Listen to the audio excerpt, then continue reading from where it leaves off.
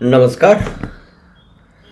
आपका बात पच्चीसी में स्वागत है। और बात पच्चीसी में हम बात कर लेते हैं कि फैक्ट्स क्या हैं। यानी कि जो भी डेटा, जो बेस, जो परिस्थिति है, मुख्य रूप से तीन चीज़ों की, कि महंगाई कितनी बढ़ गई है, अनएम्प्लॉयमेंट कितना है यानी कि बेरोजगारी कितनी है, और इंटॉलरेंस कितनी है, देश में कितना असहिष्णु हो गया है। अब ये तीन चार जो कहानियां हैं ये हमें बताई जाती हैं। अब तो मुख्य बात सिर्फ इतनी सी है इसमें कि ये कहानियां क्या सच्ची हैं या झूठी हैं। अगर सच्ची हैं तो ठीक है, लेकिन अगर झूठी हैं तो फिर क्यों झूठी हैं उसके अंदाजे निकाले जा सकते हैं, और फिर उस पर सोचा जा सकता है कि ये क्यों हुआ है। तो चलिए हम बात शुरू करते हैं। अभी पिछले दिनों जो भी कुछ जितने भी परिस्थितियाँ आई हैं, हमको वहाँ पे अलग अलग किस्म के जो कहानीबाज हैं, जो कि कथावाचक हैं, वो कहते हुए पाए गए हैं कि महंगाई बहुत है, बेरोजगारी बहुत है। लेकिन ये उनको डेटा मिला कहाँ से? मुख्य कारण ये है कि बहुत सारे कहानीकार ये बातें जो रिपीट करते रहते हैं बार बार, वो लोगों के दिमाग में मीडिया के लगातार एक ऐसा चक्र है कि दिमाग में घुस जाती हैं। तो कोई भी लड़का बच्चा है कोई जो कोई उसको ज़्यादा शायद जानकारी नहीं, वैसे जानकारी हो सकती है, लेकिन जो एक ही बात रिपीट करता हुआ पाया जाए कि महंगाई बहुत है और उसके बाद में बेरोजगारी बहुत है, तो उसके पास में डेटा, ये ज्ञान आया कहाँ से?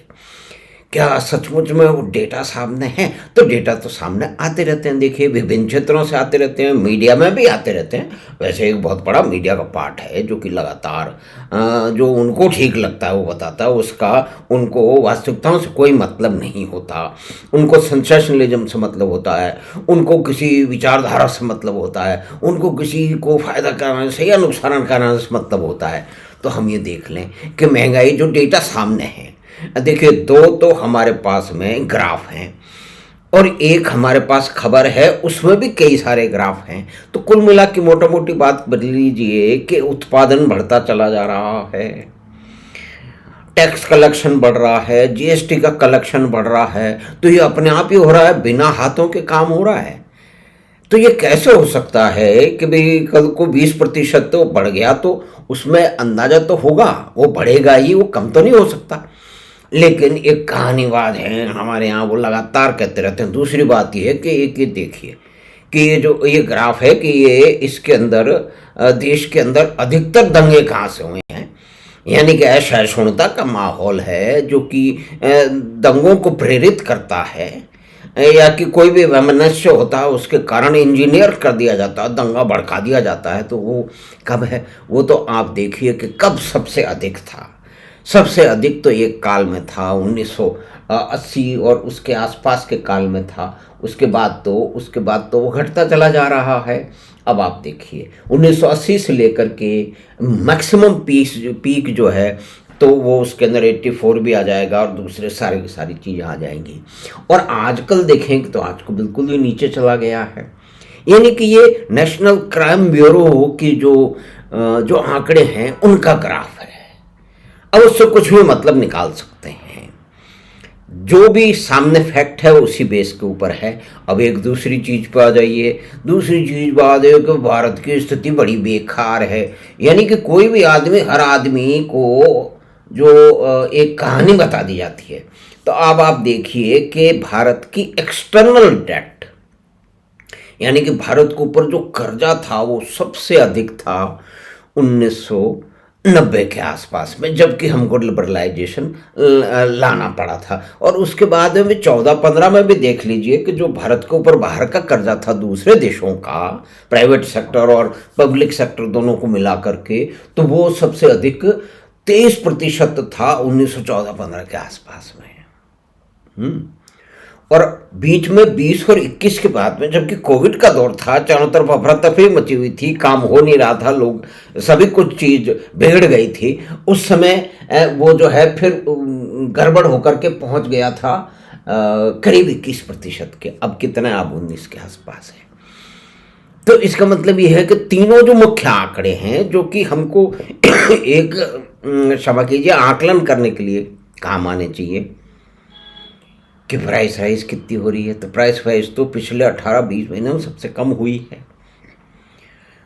और दूसरी बात ये अनएम्प्लॉयमेंट जो है वो भी जो है ना वो कम हुआ है, यानी कि एम्प्लॉयमेंट बढ़ता चला जा रहा है, क्योंकि टैक्स कलेक्शन भी बढ़ता जा रहा है, इन्वेस्टमेंट भी बढ़ता जा रहा है, एफडीआई भी बढ़ती चली जा रही है।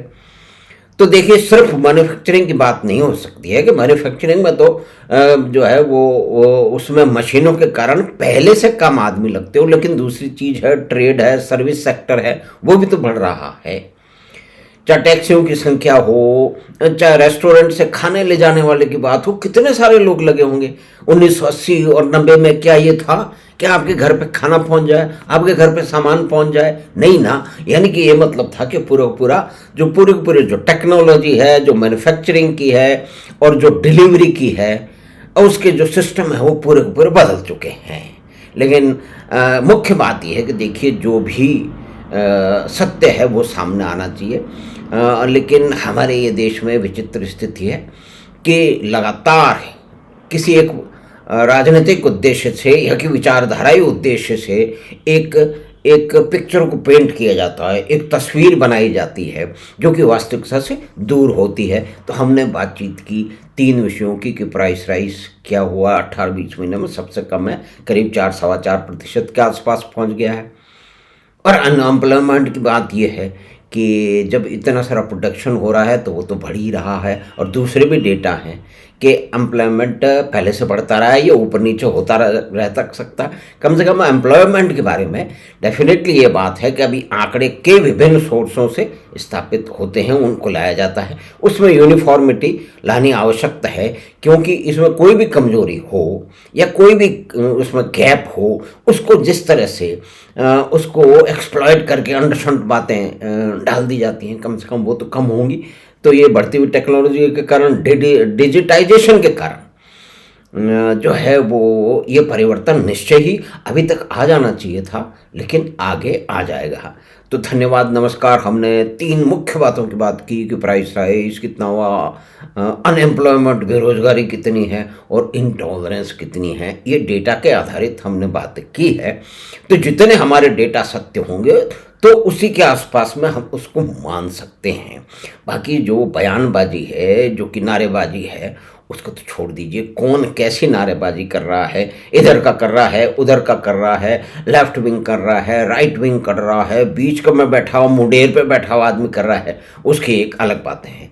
तो हमें आशा है कि छोटी सी बातचीत जो कि ये 3 फैक्ट बेस ग्राफ के साथ में, संख्याओं के साथ में हमने जो बातचीत की वो निश्चय ही आपको पसंद आई होगी। तो आप चैनल बात 25 को सब्सक्राइब करें और लिंक अपने मित्रों और परिवार के साथ साझा करें। और एक विनती आपसे फिर अलग कि आपने अगर कृपा की है बात 25 को सब्सक्राइब करने की, तो अपना सब्सक्रिप्शन एक बार फिर से देख लें और उसको नए लोग, जो नए मित्र हैं, जो महानुभाव हैं, वो सब्सक्राइब करना चाहते हैं तो उसको ओपन सब्सक्रिप्शन करें, क्योंकि जब आप सब्सक्राइब करते हैं तो उसकी डिफ़ॉल्ट सेटिंग प्राइवेट होती है, तो उसे कृपया आप बदल दें पब्लिक में। धन्यवाद, नमस्कार। हम आपसे शीघ्र ही फिर मिलेंगे कुछ फैक्ट बेस्ड बातचीत करने के लिए, कुछ किस्से कहानियों की बात करने के लिए। धन्यवाद, नमस्कार।